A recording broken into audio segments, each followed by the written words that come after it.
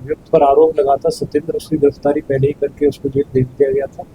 बाद में मैनेजर रोहित और रिसेप्शनिस्ट काजू कुमार, उसकी भी इसमें गिरफ्तारी की गई है।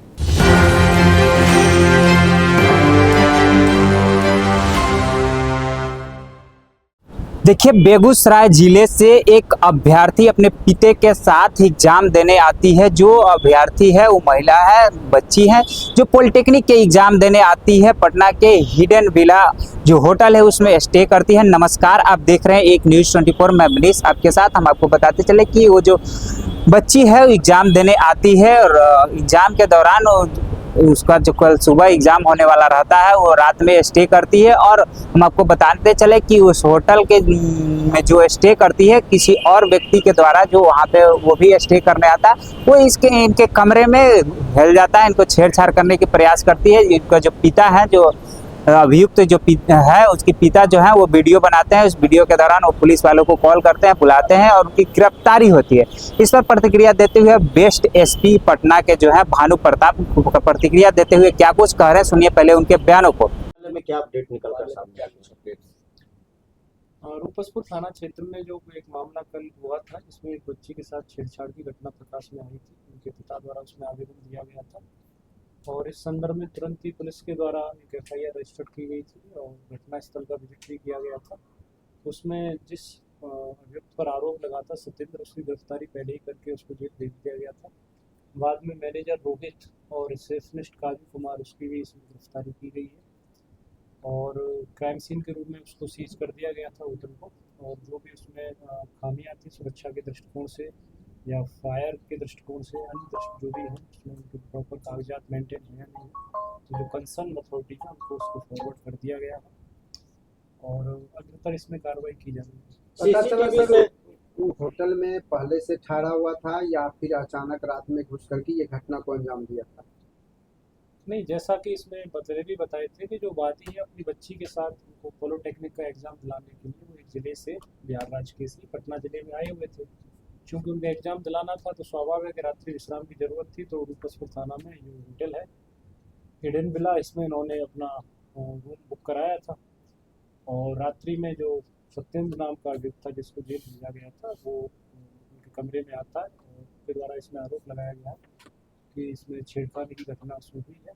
और हालांकि सीसीटीवी के जो होटल हैं उनका जो सीसीटीवी है वो चालू अवस्था में नहीं है, ये भी एक सुरक्षा के दृष्टिकोण से लक्ष्य है इसमें, तो उसकी गिरफ्तारी इसमें की हुई है। मैनेजर की क्या? मैनेजर की और ये दोनों जो रिसेप्शनिस्ट थे, इसमें इनको एक तो आवेदन में इनको अज्ञात के खिलाफ दिया गया है कि अन्य युवक भी थे इसमें। दूसरा क्या था कि इनके द्वारा जब आधार कार्ड ले लिया गया था तो इस पर क्यों नहीं रजिस्टर पेन के द्वारा एंट्री की गई थी इसमें। हाँ, तो एक ये भी भूमिका है और दूसरा इस सब लोग घटनास्थल पर उपस्थित था।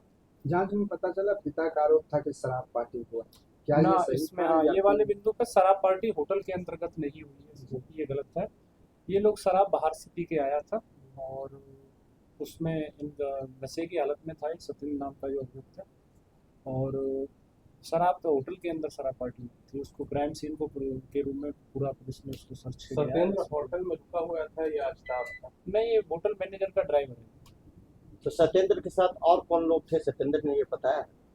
वो कमरे में केवल सत्येंद्र गया था, लेकिन ये लोग रिसेप्शन पर मौजूद थे, रोहित और ये इसका रिसेप्शनिस्ट और ये जो मैनेजर है। और इनका ये है कि इन्होंने कैमरे जो उसकी है चालू हालत में नहीं थे। दूसरा उसका जो रजिस्टर में एंट्री है तो उसकी क्यों नहीं उसी टाइम पे की गई, आधार कार्ड क्यों उसी टाइम पे क्यों नहीं लिए गए, ये सारी चीज़ें इनको सत्येंद्र ने बताया गिरफ्तारी के बाद कि आखिर उसकी मंशा क्या कुछ रही कमरे में घुसने की। उसका जो बयान है वो बहुत मायने नहीं रखता है, क्योंकि एविडेंस सर जो परिस्थितिजन्य साक्ष्य है वो पीड़िता के पक्ष में है और बर्डन ऑफ प्रूफ इन लोगों पर है, तो इनकी तरफ से कोई ठोस साक्ष्य है वो प्रस्तुत नहीं किया गया। विशेषकर जैसे कि अगर इन सीसीटीवी की जो लाइव फुटेज है वो इनके पास नहीं है और स्टोरेज फुटेज भी नहीं है इनके पास, और साथ ही साथ उसमें रजिस्टर में एंट्री का होना वो भी इन लोगों के द्वारा तुरंत नहीं किया गया। और जो भी इस तरह के होटल हैं उनके खिलाफ सर्च अभियान आगामी कुछ दिनों में हम लोग चलाएंगे कि सुरक्षा मानकों का क्यों ये पालन नहीं करते हैं, और जगह जगह छापेमारी उसमें की जाएगी ताकि सुरक्षा के दृष्टिकोण से जो खामियां हैं उन्हें सुधार किया जा सके और ऐसे होटल संचालक हैं उनको नोटिस देते हुए उचित प्लेटफॉर्म के माध्यम से उनके खिलाफ उनकी जवाबदेहिता तय की जा सके। कहीं वो अवैध ज़मीन पे तो नहीं बनी हुई है, क्या उन्होंने इलीगल कंस्ट्रक्शन तो नहीं किया हुआ है, कैमरे उसमें सही हालत में है या नहीं है, रजिस्टर प्रॉपर मेंटेन किया गया है कि नहीं। तो एक आगामी कुछ दिनों में, पहले भी हम लोगों का जो समय समय पर चलता था, लेकिन अभी आपको देखने को मिलेगा ऐसे सभी होटल मालिकों के खिलाफ सख्त कार्रवाई इसमें की जाएगी जो जगह जगह होटल्स खोल के बैठ गए हैं, उनका कोई आधार नहीं है। कमरे का जो एक्स्ट्रा चाबी होता है और रिसेप्शन उपलब्ध कराया सत्येंद्र कुमार को, कैसे आखिर कमरा तो एक्स्ट्रा यानी कमरा जो हम लोगों ने पूछताछ की उसमें पता चला कि वो गेट उसमें खुला हुआ था उसमें, तो वादी के द्वारा जो बताया गया है उसमें कि उनकी बच्ची जग गई और इस तरह से। अब चूँकि देखिए घटना में कोई डिजिटल तो इसमें सबूत है नहीं कि इसमें जो सीसीटीवी फुटेज है या इसके जो कैमरा है वो चालू हालत में हो। जो भी वीडियो प्रोवाइड कराया गया है वो पीड़िता के पिता द्वारा ही प्रोवाइड कराया गया है और उसी के बेस पर और बर्डन ऑफ प्रूफ ये मानते हुए कि जो आपका होटल है तो आपकी ओनर से आपकी जिम्मेदारी है सुरक्षा मानकों का पालन करिए और आप क्यों उनके कमरे में उस टाइम गए।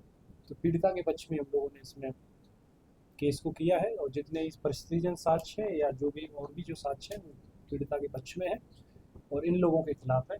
अब ये लोग कोर्ट में माननीय न्यायालय में प्रूव करेगा। ठीक, थैंक यू।